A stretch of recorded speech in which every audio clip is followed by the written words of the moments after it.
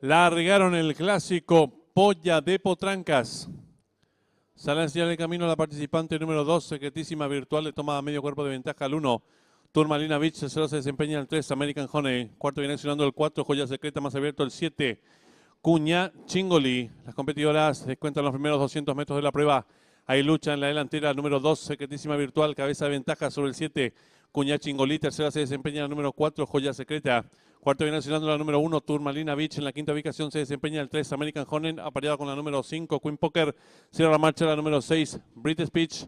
Las participantes van a dejar atrás la señal indicatoria de los 1000 metros. La número 2, secretísima virtual, medio cuerpo de ventaja sobre la número 7, Cuña Chingoli. Tercera se desempeña la número 4, Joya Secreta. Cuarta viene accionando la número 5, Queen Poker. En la quinta ubicación se desempeña la participante número 3, American Honey. Las participantes están enfrentando el codo, asume el comando del lote la número 7, Cuña Chingoli. Estira 2 cuerpos y medio de ventaja sobre la número 4, Joya Secreta. Tercera mejorando lo viene haciendo la número 3, American Honey. Cuarta viene accionando la participante número 1, Turmalina Beach. Y las competidoras del clásico Polla de Potrancas se aprestan a hacer el ingreso a la recta final.